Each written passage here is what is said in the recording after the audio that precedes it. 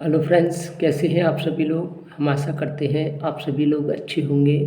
Friends, आज की इस वीडियो में फिर से हम कमेंट देखते हैं। किसी भाई ने कमेंट किया है और देखते हैं इनकी क्या प्रॉब्लम है। तो इन्होंने लिखा है कि हेलो सर, मेरी एज 20 साल है। मेरे पापा कोई काम नहीं करते हैं। हमारे घर का सारा खर्चा मेरे ताऊ जी के कारण चलता है, जो कि एक रिटायर्ड स्टेशन सुपरिटेंडेंट हैं। पिताजी केवल दवाइयाँ नुस्खे बनाने में ही लगे रहते हैं और उनको भी फ्री में ही लोगों में बांटते रहते हैं। इसके अलावा वे केवल टाइम पास करते हैं। पहले हमारी फुटवियर की होलसेल की शॉप थी, यानी थोक की दुकान थी और जिससे मेरे दादाजी चलाते थे, पर अब वे चल फिर नहीं सकते। मेरे पिताजी दुकान ना संभालने के कारण हमारी अपना घर और दुकान सब बिक गया। मेरे पिताजी पिछले 22-23 साल से खाली हैं।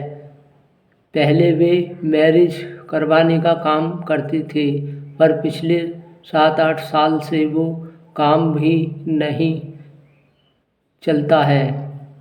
मैं अपने घर में अकेला लड़का हूँ। मुझे अकेलापन और खालीपन बहुत परेशान करता है। मेरी हेल्थ भी बहुत अच्छी नहीं रहती है। मुझे कभी कभी मर जाने का डर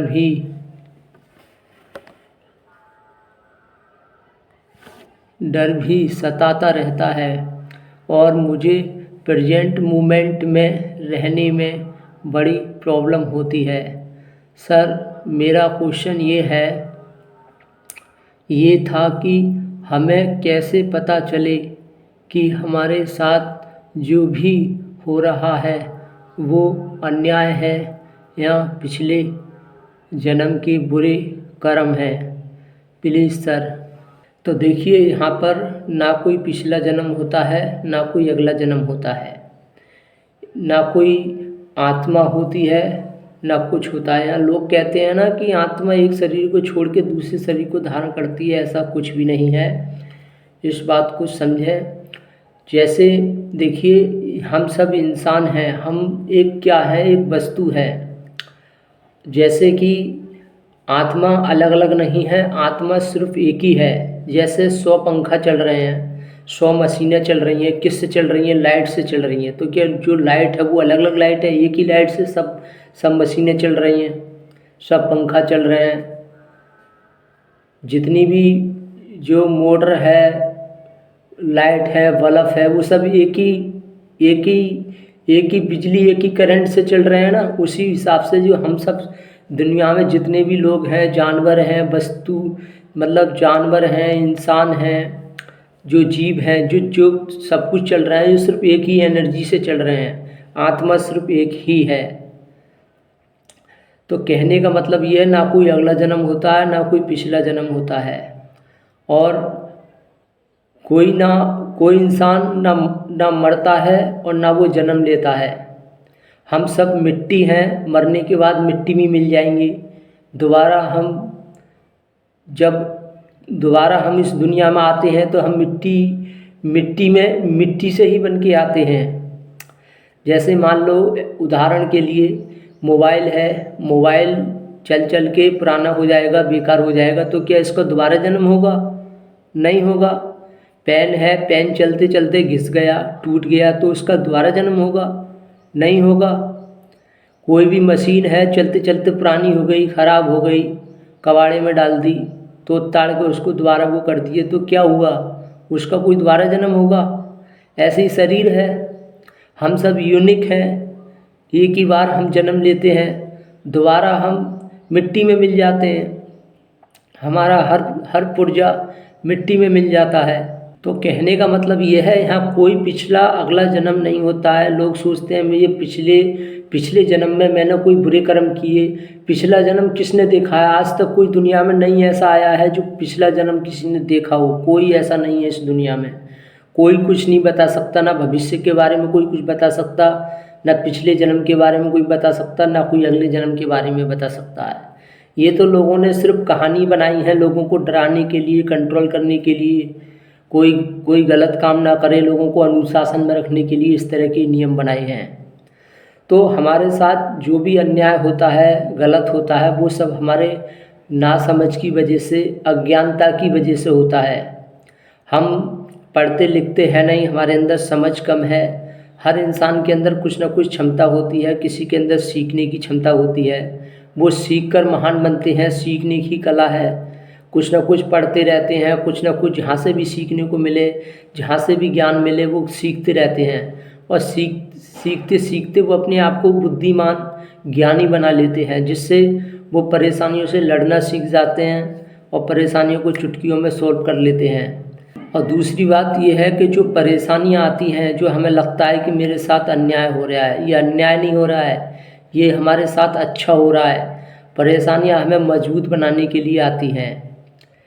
जैसे किसी भी इंसान को अगर थोड़ा थोड़ा करके जहर दिया जाए और उससे जब जहर की लत लग जाए, आदत लग जाती है, तो फिर उस इंसान को कोई भी जहर दे तो जहर उसे असर नहीं करता है, मार नहीं सकता।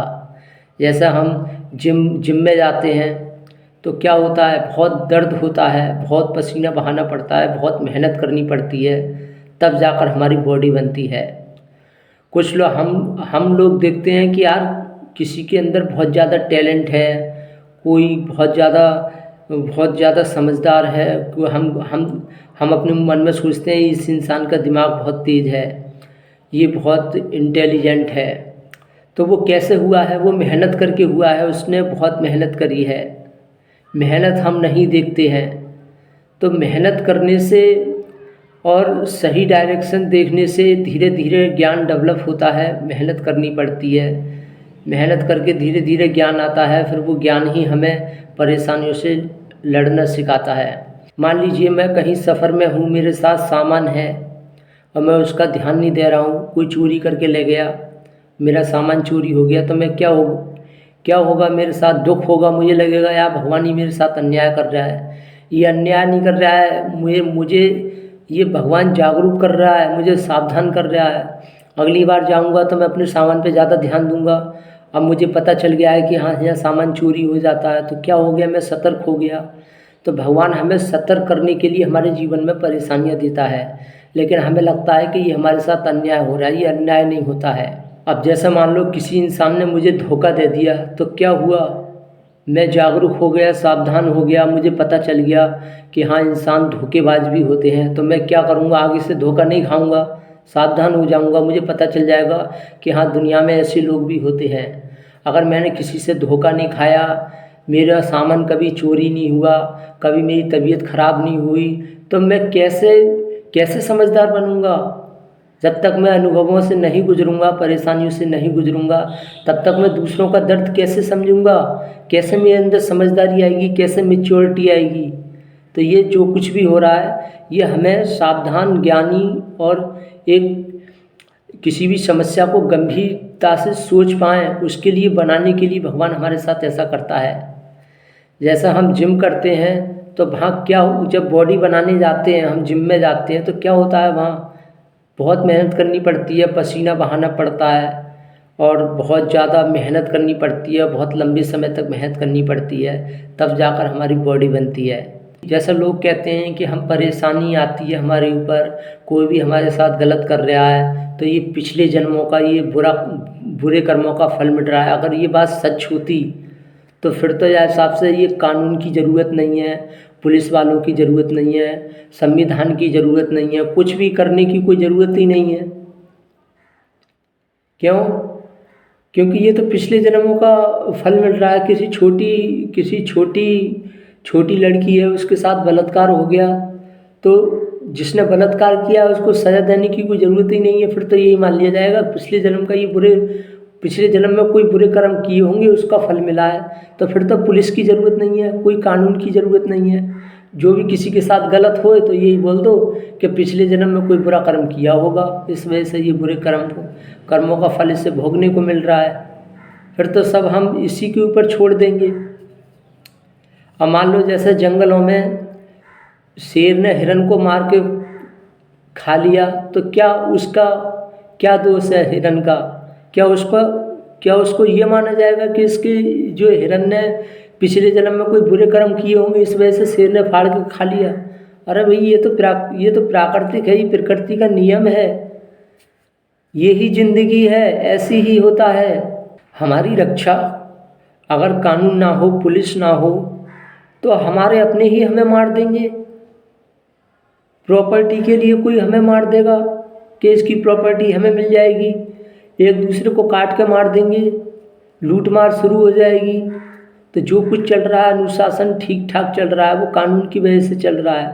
पुलिस और जो हम सुरक्षित हैं, कानून की वजह से हैं। ऐसे ही कोई भी इंसान है, उसके परिवार में उसकी कोई कदर नहीं कर रहा है, उसकी तबीयत खराब है और कोई उसको दवाई नहीं दिलवा रहा है, वो ख़त्म हो जाए तो बाद में लोग क्या बोलते हैं, इसकी यहीं तक लिखी हुई थी, भगवान ने इसकी उम्र यहीं तक लिखी, इसकी ज़िंदगी यहीं तक दी थी। अगर तुम यही सोच लोगे तो फिर तो ये हिसाब से हद से ज़्यादा गलत होने लग जाएगा। अब मान लीजिए कोई लड़की है, शादी के बाद उसका पति उसमें आग लगा देता है या उसका ध्यान नहीं देता है, बीमारी के कारण वो मर जाती है, रोज़ नशा करके उसे वो मारता है। अब वो टेंशन में, उसे तबीयत ख़राब हो गई या उसने मार दिया, उसको कुछ कर दिया, वो ख़त्म हो गई। तो कुछ लोग उसे सज़ा इसलिए नहीं देते हैं, बोलते हैं अरे भगवान ने इसकी ज़िंदगी यहीं तक लिखी हुई थी। अरे ये तुम क्या कह रहे हो? उसको हौसला दे रहे हो।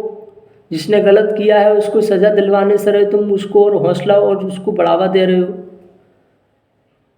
भाई कोई इंसान है, तबीयत ख़राब है, मैं उसकी दवाई ना दिलवाऊँ, उसको जो है ध्यान ना दूँ, उसकी देखभाल ना करूँ, वो मर जाए मेरी गलती के कारण और फिर मुझे सज़ा नहीं मिलनी चाहिए, ये सोचकर अरे इसकी ज़िंदगी यहीं तक लिखी भगवान ने।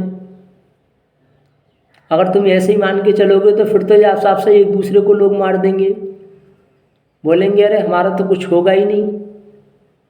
फिर तो लोग अपनी जो है, कोई अपने पति को मार देगा, कोई अपनी पत्नी को मार देगा। वो सोचेगा अरे देख के उसने अपनी पत्नी को मार दिया, उसको कोई सज़ा न मिली, मैं अपनी पत्नी को मार दूंगा, मुझे भी कोई सज़ा न मिलेगी।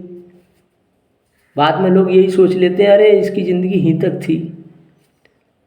तो हमें थोड़ा होश में रहना है, किसी की ज़िंदगी कहीं तक लिखी हुई है ये तो खैर छोड़ो, लेकिन जिसने गलत किया है उसको सज़ा तो मिलनी चाहिए। किसी इंसान ने किसी की जान ले ली, हम बोलते हैं अरे ये तो सब भगवान की मर्ज़ी से हो रहा है, भगवान ने भाई उसकी ज़िंदगी यहीं तक लिखी, तो क्या करें? जिसने खून किया है उसको छोड़ दें, उसको सज़ा न दें फिर? तो ध्यान रखना है, जो कुछ हो रहा है पिछले जन्मों का बुरा कर्म नहीं है। ये हमें सिर्फ जितना हम पढ़ेंगे, समझेंगे, अच्छी वीडियोज़ देखते रहेंगे, अपनी साइकोलॉजी की समझ बढ़ाते जाएंगे और जितना हमें समझ में आने लग जाएगा, हम खुद को जानने लग जाएंगे, तो हम दूसरे को भी जानने लग जाएंगे। जितना हम अपने आत्मज्ञान को बढ़ाएंगे, अपने अंदर झांक कर देखेंगे हम क्या गलती कर रहे हैं, कैसे हम इससे सुधार कर सकते हैं, जितना समझते जाओगे वैसी परेशानी भी ख़त्म होने लग जाएंगी। और जो परेशानी शुरू में आ रही हैं तो ये आपको कुछ सिखाने के लिए आ रही हैं, ये आपको गुरु बन के आ रही हैं। इनसे सीखो, समझने की कोशिश करो। लेकिन हम लोग क्या करते हैं, टूट जाते हैं, बिखर जाते हैं, भगवान को गाली देने लग जाते हैं कि यार हमने भगवान का क्या बिगाड़ा, हमने किसी का क्या बिगाड़ा, ये इतनी हमें परेशानी आ रही है। और फिर हम कुछ करते नहीं, किसी पे ध्यान नहीं देते, कुछ पढ़ते लिखते हैं, टेंशन में रहते हैं। हम सोचते हैं यार भगवान परेशान कर रहा है, यही हमें सुख देगा, यही इसी के हाथ में है, सब कुछ भगवान के ऊपर ही छोड़ देते हैं। जब हम सब कुछ भगवान के ऊपर छोड़ देते हैं ना, तब और ज़्यादा परेशानियों में फंस जाते हैं। भगवान ने तो आपके अंदर हर क्षमता देकर भेजा है, तुम्हारे अंदर सीखने की कला दी है भगवान ने, तो तुम सीखते क्यों नहीं, पढ़ते क्यों नहीं, समझते क्यों नहीं? तो आपके साथ जो कुछ भी हो रहा है ना ये अन्याय है और ना ये पिछले जन्मों का बुरा कर्म है, ये सिर्फ अज्ञानता है, ना समझ है। और आपने बोला है कि मुझे बहुत अकेलापन सताता है और बार बार मरने का डर सताता रहता है। तो अमर तो कोई नहीं है, आप अमर हो, आप अमर हो क्या, मरोगे नहीं क्या? यहाँ सभी को जाना है, आज नहीं तो कल, तो डर क्यों सताता है? खुल के जियो, सोचो आज मौत आ जाए, कल आ जाए, मुझे कोई गम नहीं है। मरना तो है, कोई जल्दी मर जाता है, कोई देर में मरता है, यही मेरे साथ होगा। तो ऐसा अपने आप को क्यों क्यों सोचते हो? और अकेलापन है, अकेलापन कैसे? जितना तुम खाली बैठ के सोचते ही रहोगे तो वो तो अकेलापन कैसे है भाई? बाहर निकलो, घूमो, बतेरे लोग मिलेंगे। और अकेलापन कैसे है? आज इंटरनेट है, मोबाइल आपके साथ है और यूट्यूब पर ढेर सारा ज्ञान है, गूगल पर ढेर सारा ज्ञान है। कुछ अच्छी चीज़ें पढ़ो, अच्छी वीडियो देखो, सुनो। आप मोबाइल की संगति क्यों नहीं कर सकते? किताबों की संगति क्यों नहीं कर सकते? इनको दोस्त क्यों नहीं बना सकते? इनको दोस्त बनाओ और इनसे अपना दिल लगाओ, जिससे तुम महान बनोगे, समझदार बनोगे और अकेलापन महसूस नहीं होगा। ये कोई ज़रूरी थोड़ा ही है कि कोई तुम्हें गोद में लेकर तुमसे कोई प्यार करेगा, तुम्हें कोई तुम्हारे आगे झुकेगा, हर समय तुम्हारे कोई जो है तुम्हारे तलवे चाटेगा, तुम्हें इज्जत सम्मान देगा, तभी लगेगा कि हाँ मेरी ज़िंदगी में कोई है। अपना सम्मान खुद करना पड़ता है, सब कुछ अपनी मेहनत करनी पड़ती है, खुद को देखना पड़ता है। अकेलापन इसलिए महसूस हो रहा है क्योंकि तुम अच्छी चीज़ों से बचते जा रहे हो और बुरी चीज़ों को अपनी ज़िंदगी में ला रहे हो। परेशानियों से तुम डर रहे हो कि ये सब क्यों हो रहा है। तुम यही नहीं समझ पा रहे हो परेशानी किस लिए आ रही है। कुछ सिखाने के लिए आ रही हैं और मुझे उनसे सीखना चाहिए, टूटना नहीं चाहिए। देखिए परेशानी आती है ना तो हमें रुलाती हैं, हमें अंदर से दुखी कर देती हैं, परेशान कर देती हैं, लेकिन हमें रुकना नहीं चाहिए। हमें इस बात को भी ध्यान रखना है कि हमें इनसे कुछ ना कुछ सीखने को भी मिल रहा है। परेशानियाँ ये गुरु बन के आ रही हैं, लेकिन हमें रुकना नहीं है, आगे ही बढ़ते रहना है। धीरे धीरे समझ बढ़ती जाएगी, वैसे वैसे हम परेशानी को समझते जाएंगे। तो ऐसा अपने मन में सोचो और जो आसपास के दो कौड़ी के लोग हैं इनकी संगति मत करो। दुनिया में सिर्फ लाखों में या हज़ारों में कोई समझदार होता है, इसलिए आसपास के लोग हैं इनको समझदार मत समझो। ये मूर्ख होते हैं, ये संकी होते हैं, ये थोड़े भीड़ चाल होते हैं। जिधर कोई एक चल पड़ता है वो उधर कोई सारी भीड़ चल पड़ती है। उनको लगता है यही काम ठीक है। जब सब कर रहे हैं तो मैं अलग क्यों करूं, मैं भी वही काम करूंगा जो सब कर रहे हैं। तो वो कहीं ना कहीं डर के भीड़ के साथ चलने लग जाते हैं, या वो ये सोचते हैं कि यार भीड़ क्या सोचेगी, मैं अलग करूंगा। तो भीड़ को इज्जत मत दो, ज़्यादा बात मत करो। यूट्यूब पर और गूगल पर बड़े बड़े महान लोगों ने अपने विचार रखे हैं, उनका जीवन पढ़ो, कैसे वो परेशानी से निकले। जितना सुनोगे वीडियो, जितना पढ़ोगे, उतना आपके अंदर अनुभव आएगा और वो अनुभव ही आपको फिर महान बनाएगा। तो अपने आप को थोड़ा खुला रखो। परेशानी आ रही है, आने दो, घबराओ मत। ये मत सोचो क्यों आ रही है, आने दो। मन दुखी हो रहा है, होने दो, लेकिन सुनो अपने अंदर की क्या किस चीज़ पे मन कर रहा है वही करो। अपने मन की भी सुनो, और ये नहीं है कि पूरी तरह से मन की ही सुनने लग गए। थोड़ा अपना दिमाग भी लगाओ, थोड़ा मन की भी सुनो और थोड़ी समझदारी सीखो। अच्छी वीडियोस देखो। ऐसा करने से धीरे धीरे आपकी लाइफ चेंज होती चली जाएगी, बदलाव आता जाएगा। और आपने बोला है कि पिताजी काम नहीं करते हैं, टाइम पास करते हैं, पिछले 22-23 साल से वो खाली हैं, कुछ भी नहीं करते हैं। तो देखिए उनको सुधारने की कोशिश मत करो।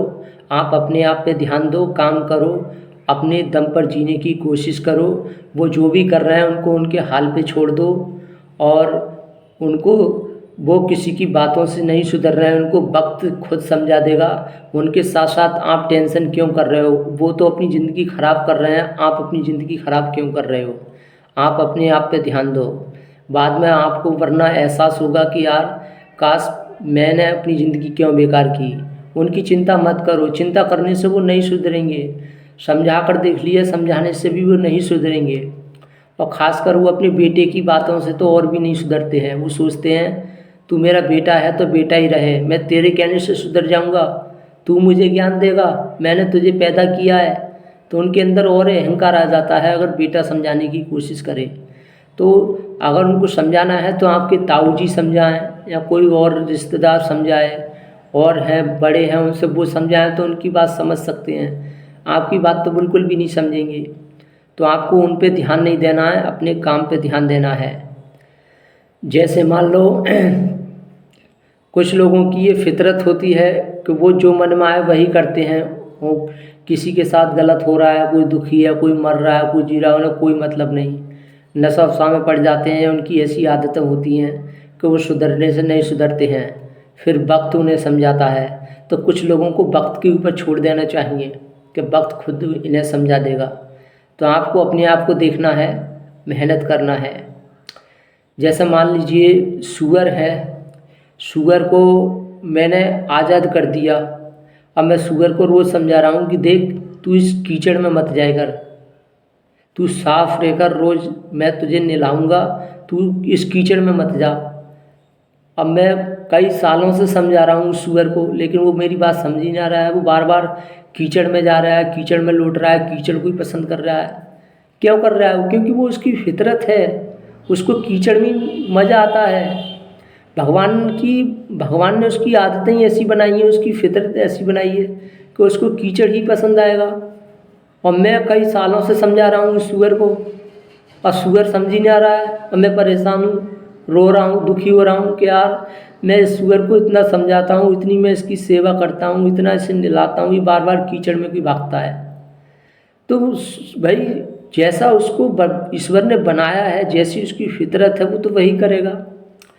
शुगर को सफाई में रखोगे तो शुगर बोर हो जाता है, उसे एक अजीब सा महसूस होता है, वो दुबला पतला हो जाएगा, बीमार पड़ जाएगा, मर जाएगा अगर उसे सफाई में रखोगे।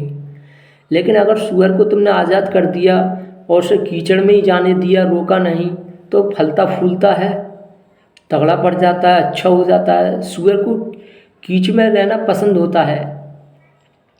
तो ये फितरत होती है। जिन लोगों की ऐसी फितरत है उनको सुधारना एक व्यर्थ है। ऐसे समझो कि हम अपना ही समय बर्बाद कर रहे हैं। जैसे कुत्ता है, कुत्ता हमेशा गंदगाई में ही पोटी करता है। अगर कुत्ता से तुम सफाई कर दोगे, बोलोगे यहाँ पोटी कर, तो वो करेगा ही नहीं, लैट्रिन नहीं करेगा, वो गंदगाई में ही करता है। जैसे ये बकरी है, बकरी की ये फितरत होती है कि वो सफाई में ही जो है पोटी करती है, मतलब एक मैंगनी करती है। वो बकरी है, बकरी हमेशा सफाई में ही पेशाब करेगी और मैंगनी करेगी। तो हर इंसान की अलग अलग फितरत होती है। कुछ लोगों की ये फितरत होती है कि जब तक वो अच्छा कुछ पढ़ नहीं लेंगे, कुछ अपने अंदर ज्ञान हासिल नहीं करेंगे, तब तक वो बेचैन रहेंगे, उन्हें कुछ अच्छा ही नहीं लगता है। ऐसे भी लोग हैं। तो ऐसे लोगों को समझाना आसान होता है। तो जो बात को समझ रहा है उसको समझाओ, जो नहीं समझ रहा है उसको मत समझाओ, उसे उसके हाल पे छोड़ दो कि ये इसकी ज़िंदगी है, ये जाने, इसका काम जाने, जैसा करेगा वैसा भोगेगा।